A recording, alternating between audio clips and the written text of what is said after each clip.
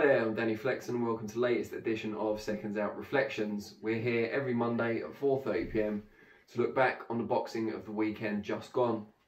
We had two UK shows over, excuse me, over the weekend, starting with Fight Camp Chapter 3 on Friday night, the latest show to emanate from the back garden of Matchroom HQ. And for me, the best of the three Fight Camp shows so far. I found it really entertaining, kind of predicted it would be last week, and so it turned out. Competitive fights on paper turned out to be just that for the most part in the ring, and we finally saw, after, I have to work it out, but I think it's something like 12 or 13 near, well, not so near misses in some cases, but 12 or 13 wins for favourites, or a draw in the case of Harper Jonas. We finally saw a Fight Camp upset. But can you really call it an upset, given that just before, or maybe a few hours before the fight kicked off, Rachel Ball had become the favourite with the bookies against Shannon Courtney because of a large amount of money going in her direction? Hard to say, but certainly when the fight was announced, Courtney was the favourite and she was also the house fighter. So we have to call it, I guess, the first upset of Fight Camp.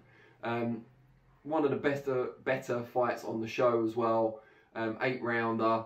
Courtney got dropped in the first round by a counter left hook, good shot, but she was coming in a bit neglectful of defence and got caught square with that shot, but recovered well and seemed to carry the fight in the middle rounds before Ball, as Courtney tired. She'd never been past the 5th round before. As she tired, Ball seemed to clearly win the last 2 rounds.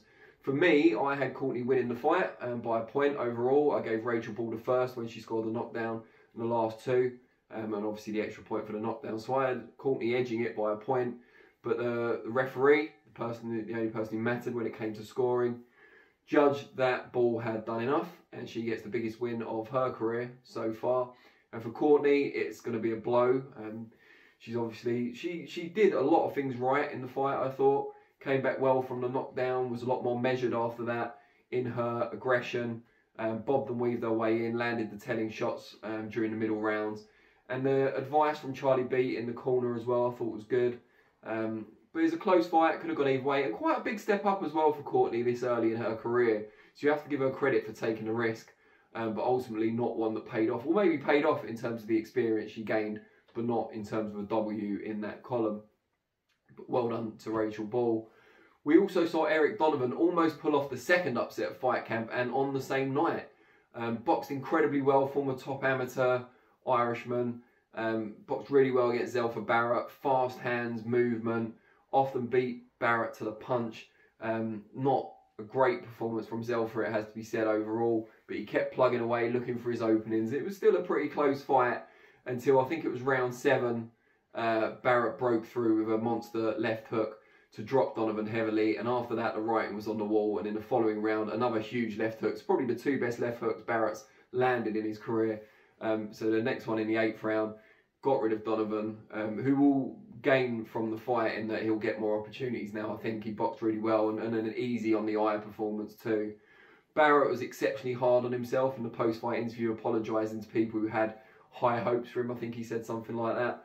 I thought he was up against a difficult opponent, probably a style that he hadn't faced before, someone who could match him for speed as well, and got the win at the end of the day. Yeah, he was probably losing going into the 7th round when he scored the knockdown, but it was pretty close, and he kind of turned it around just when he needed to. He showed a lot of character to come through a tough fight, and he's still very young, still very fresh, not as experienced as Donovan when you take into account the amateurs as well.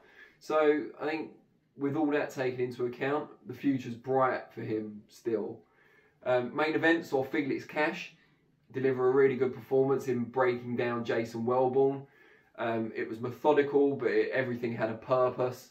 And Welborn, we kind of predicted he wasn't the same Jason Welborn who reigned previously as British middleweight champion, but he was gutsy. He tried to tough it out, but in the 5th round, it was all over him. Cash unleashed the punches that end it, and he looked really good. He's becoming a more complete fighter, Felix Cash. He's physically strong, he can punch a bit, but also he's got the technical skills from a long time on the GB squad and working in that excellent gym with Tony Sims and crew. So good stuff there too. Kieran Conway managed to get past Nav Mansouri in a battle of kind of young, fresh fighter against veteran, if you like, on the domestic scene. Won that one on points. And John Doherty got a late stoppage against Anthony Fox as well, which could easily have been a banana skin. But yeah, the first two fights I mentioned, and looked it on paper as well, turned out to be the really entertaining fights of the night, and what was overall a very enjoyable show. So Felix Cash's performance was very good, and any other week he might have got performance of the week in the UK, but for me he was pipped by someone on the Queensbury promotion show on Saturday night, which was at York Hall, because of the Champions League football dominating BT studios over the weekend. And indeed, we didn't see the top fight from that Queensbury Promotions bill featuring Frampton until the football had finished. Just shows how important football is, I guess. But yeah, Dennis McCann, for me, performance of the week. A lot of people might not have seen it because it was late on. He was a live float and not many of the fights went early. So he had to wait a while to really strike his stuff.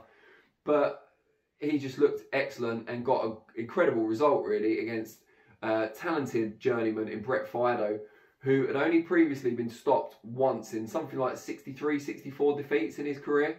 The only other person to stop him previously was Andrew Selby in the sixth, a very talented fighter, Andrew Selby, in the 6th round of an 8-rounder.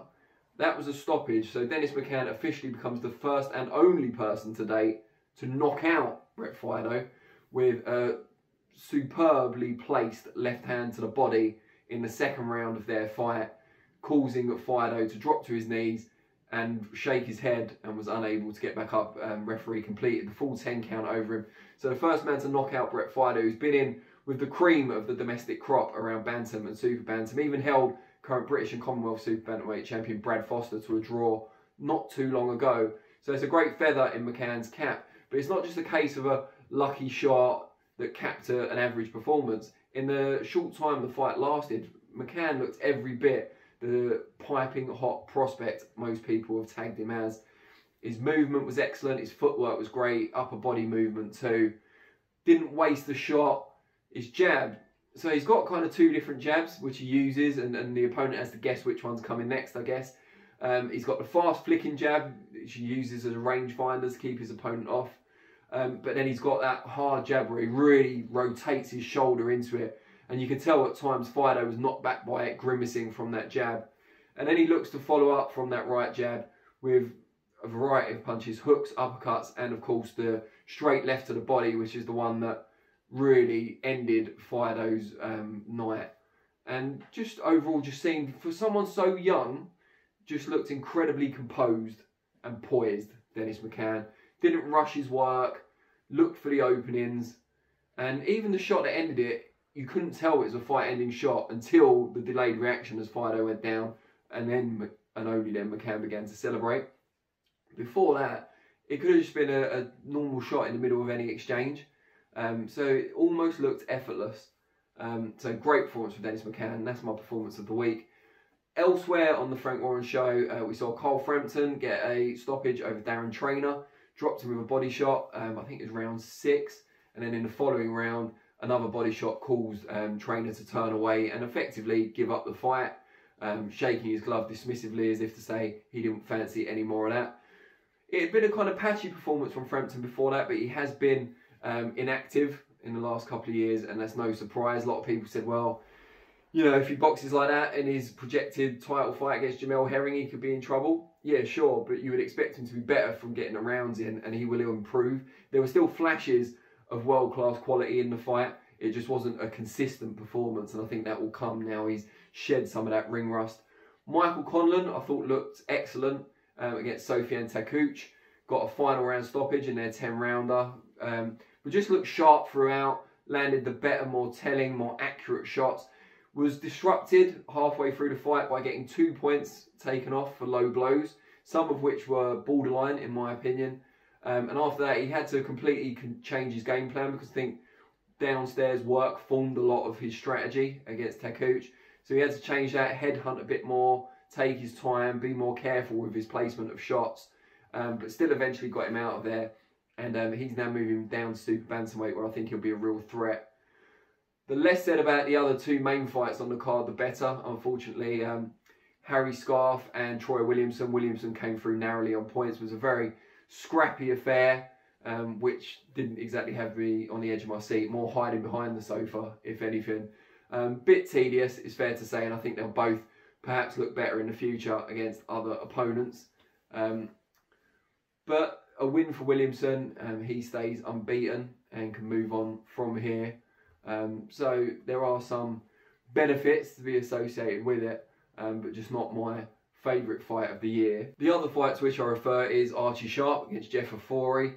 From what I'm told by my transatlantic colleagues, the American commentary team featuring Andre Ward and Tim Bradley were none too impressed with Archie Sharp against Jeff Ofori as a fight, and you know, either of the guys either. Sharp got the win and keeps alive his hopes of a fight at world level, but he'll need to produce a lot better quality than he did on this night to achieve anything there. Before he came to fight, he's tough, threw a lot of shots, stayed determined throughout, and it was quite close. But Sharp, if he wants to compete at world level, really needs to be, you know, looking like a star against this level of opposition. I mean, no disrespect to Ofori, but it was a bit of a kind of meandering fight that never really caught fire. But yeah, I still thought performance of the week came from this show, but the overall better show out of the two this week was probably Fight Camp 3. But I really enjoyed elements of both shows. I'd like to know what you guys think. Whose was the performance of the weekend? And what was the fight you enjoyed most of the weekend? Let me know in the comments and I'll respond to some of them. Really appreciate your time as always, and I'll see you all soon. Cheers.